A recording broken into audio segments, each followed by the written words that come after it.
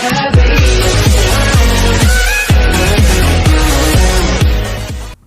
up, guys? My name is Vinny, and today I'm going to react to Film Theory Finding Nemo's Untold Story, Pixar Finding Nemo this is by Film Theory. Now, it's a untold story about Finding Nemo. I don't recognize this, so I hope you guys enjoying this. The original video will be in the description. Make sure to subscribe to Film Theories if you did already. And without further ado, let's do it. So, you see, Doc, sure, they may have found me in the end, but did I ever really find myself? Listen, Nemo, I'm really disappointed in you. Oh my god. Really, Pat is talking to Nemo. Oh no, why? Because that joke was god-awful. A real pile of carp. I thought you were supposed to be a clownfish. Alright, good session today. See you next week, buddy. Thanks for ending it on a good joke. But I wasn't joking. Hello, Internet! Welcome to Film Theory, home to the most sophisticated fan theories on the Internet. With Pixar back in the news for its newest film, tale of two guys living in a gritty urban world filled with magic called Bright. Fairy lives don't matter today. Wait, Will Smith is in this? I had no idea! He is everywhere these days, isn't he? Oh, wait, no. Sorry, got it confused with the other movie about two guys living in a gritty urban world filled with magic. This one is called Onward, which, if I'm being honest, is an equally non-interesting, non-descriptive title as Bright. So really, the two movies are practically the same thing. Anyway, none of it matters because I haven't seen it yet and I ain't talking about it yet. Nope, today we're flashing back to Pixar's past with a deep dive into the Finding Nemo franchise. Oh, yeah, guys, I love Finding Nemo, Finding Dory. It's my favorite show. When I was little, I used to love that show. Yeah, guys, if you guys like, yep, so, I love Finding Nemo. It's my favorite show. Yep. Explore a plot point that may have some significant implications for our dad-son duo, as well as the eventual third movie in the franchise, cause we all know it's coming. Now, obviously, animated movies with talking animals are expected to take a few liberties. Going in, the audience understands that not everything in the movie is gonna be 100% realistic. It's why most of us can watch the Circle of Life scene from The Lion King without needing there to be a zebra getting its throat ripped out by a hungry cheetah. However, there are some people out there who just can't stand a movie with factual inaccuracies like that. And no, his name is not just Matt Pat. Or at least, I mean, I'm not alone. Case in point, the director of Finding Nemo, Andrew Stanton, who's been very vocal about his need for scientific accuracy in the Finding Nemo movies. When he watched The Lion King, it rubbed him the wrong way, so when developing Finding Nemo, Stanton very intentionally sought to present the animal kingdom with truth, even when that truth was unfair or brutal. Stanton explains, quote, "Nemo is working with the real world, the real predatory world, and was definitely a response to The Lion King. I liked working with the limitations of the rules of nature, as opposed to breaking the rules and saying everything's in it for the circle of life." End quote. As a result, the Nemo films are chock full of marine biology facts and truths. What you want to do is follow the EAC. That's East Australian Current. Yep, totally a real thing that exists and that fish use to migrate. Let's name the zones of the open sea. Epipelagic, mesopelagic, bathyol, episcopelagic. The rest are too deep for you and me to see. Not just a catchy song, but also a nice way to remember the different zones of the ocean. I am a nice shark, not a mindless eating machine. Fish are friends, not food. Yep, even this is housed in some level of fact. There are certain species of shark that are able to survive on a mostly vegetarian diet. But just how truthful was Andrew willing to go? Because Nemo and Marlin are clownfish, and clownfish harbor themselves an interesting anatomical secret. You see, in the absence of a female in the colony, a male clownfish will become female. That's right, according to everything scientists currently know about clownfish, if Nemo's mom had truly been killed by a barracuda like we see in the opening of the movie, then Marlin, Nemo's dad, would have immediately begun the process of becoming a biological female. What?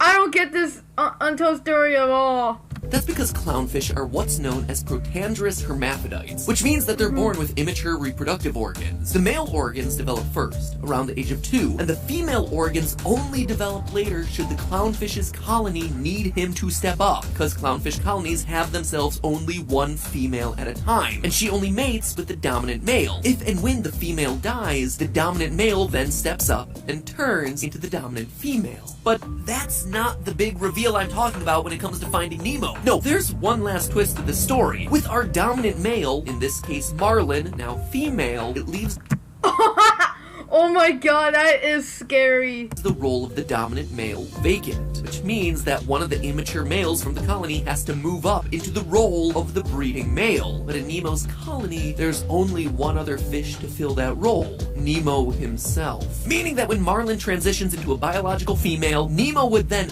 biologically be required to move up into the role of the dominant male. In other words, in a completely realistic version of this movie, Nemo would then procreate with his own parent, Marlin. Yikes! Wait, is that true? I don't... Matt Pat, I don't get about this theory. I don't know.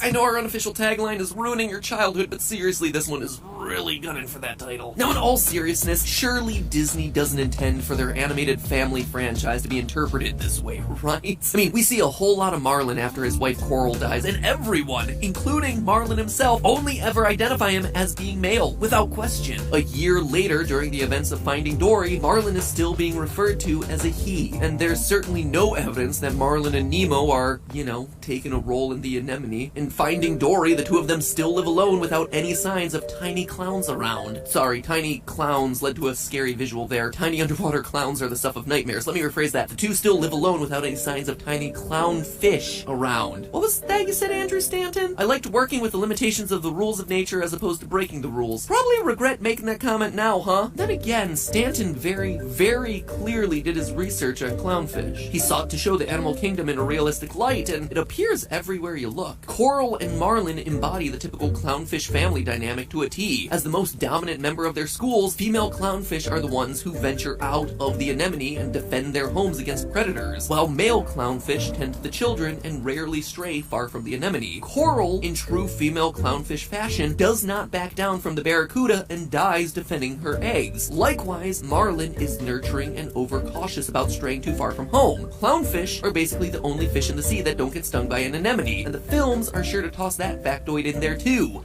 Hey guys, I was just... Dory! Even when we get to Finding Dory, the aquarium is littered with marine biology facts. So just how far were they willing to push the scientific factuality of this movie? Well, this will come as a surprise to very few of you, but I have myself a theory. A film theory! I think they're doing it. I think this is exactly what is happening in these films. Not the part about Nemo, obviously that would be a line too far, but I do think that Marlin may in fact be changing biologically to a female clownfish right in front of our eyes. Just hear me. I think that... wait, is that true? I don't know if that's true. I don't know if that's true if Marlin is a biological mother. That would be... that would be stupid. Me out on this. As you might assume, it's gonna take some time for the dominant male clownfish to fully change biologically into a female. In fact, a 2019 study found that a dominant male clownfish's organs can take years to fully develop into female parts. But they also found that the change from male to female begins first in the Every superhero has an origin story.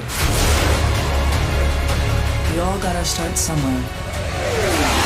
For us, it was the U.S. Air Force. Sorry, ads. clownfish's brain before any actual physical changes are detected in their mating organs, meaning that a dominant male clownfish's behaviors will turn female almost immediately as soon as the death of the female clownfish happens in the colony. So again, to summarize, because this is important, the behavioral changes happen right away and the physiological changes occur later. So what does this mean for the character of Marlin? Well, it means that Marlin should be exhibiting female behaviors shortly after we see Coral die, and wouldn't you know it, that's exactly what what we see happening. Let's create a timeline, shall we? Marlin's transformation begins the moment Coral is killed by the Barracuda. We'll call this day 0. At that point, Nemo is an egg that's just a couple of days from hatching. After the Barracuda attack leaves Marlin with only one viable egg to raise, we leap forward in time to when Nemo is a juvenile clownfish, which would put him between the ages of 9 and 15 months old. At this stage, a fish in Marlin's position should be exhibiting a fully developed female brain, and we'd expect to see Marlin exhibiting female clownfish characteristics and behaviors, like issuing warning calls or even launching attacks while remaining cautious about venturing too far from the anemone. And as the films progress, we do, in fact, see Marlin becoming assertive in brand new ways. He's been battling sharks and jellyfish, all sorts of...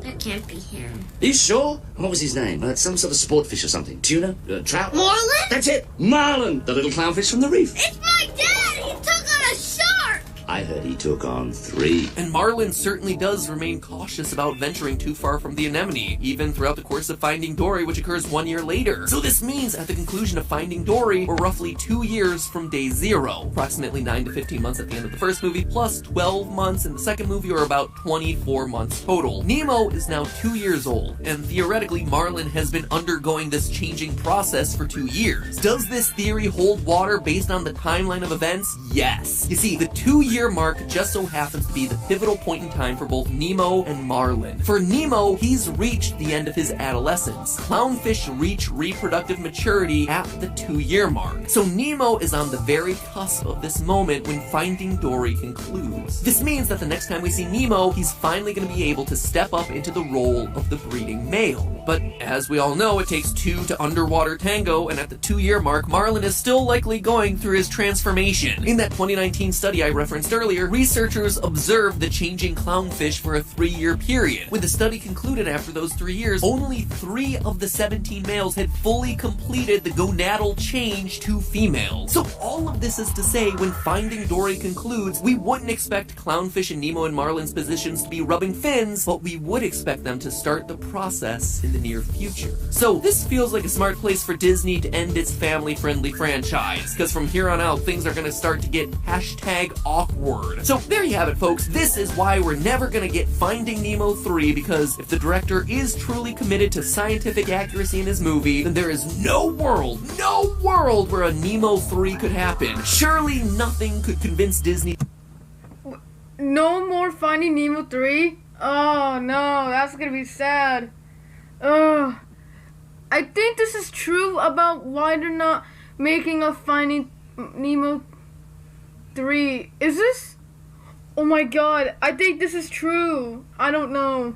Need to undermine its commitment to entertaining broad family audiences with base level entertainment. Not even money, right? Right? Well, just how much money are we talking about here exactly? Because from a financial standpoint, the Finding Nemo franchise is an absolute cash cow. The Finding Nemo duology has made more money than any other duology in Pixar history. In fact, when adjusted for inflation, Finding Nemo and Finding Dory are Pixar's #1 and #2 highest grossing films ever. And from a creative standpoint, director Andrew Stanton hasn't ruled out the possibility of a 3rd Nemo movie. Here's another quote from him. "I really do feel like this was the missing piece, emotionally, for the first movie. Now, I've stopped saying never for anything because there are a lot of characters that get introduced and we broaden the universe for this movie. And again, I'm very used to seeing that world continue to open up from the Toy Story movies, so I've learned to just say, to my knowledge, I think everything that was born of the first movie is wrapped up. But we'll see." End quote. But let's take a look at that last comment, shall we? Everything that was born of the first movie is wrapped up. Not quite, Andrew. You see, I'm thinking the strongest argument for a 3rd Nemo movie is from a story standpoint. The 3 main characters in both these films are Nemo, Dory, and Marlin.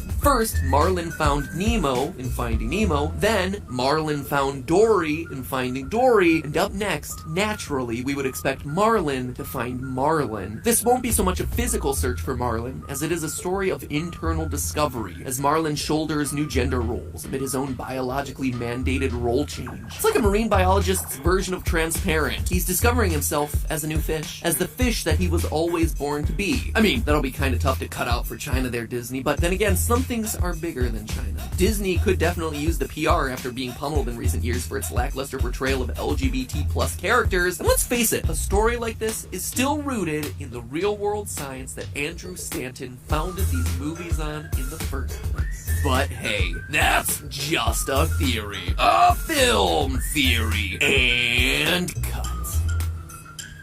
Oh, wow. Huh, that was an interesting theory. I don't know why they're not making a Finding Nemo 3. I don't know. Anyway, guys, hope you like this video. This is really awesome. Like the video. Comment down what you want me to react to next. Subscribe to the Subscribe to the channel, and I'll see you guys later. See ya. Yo!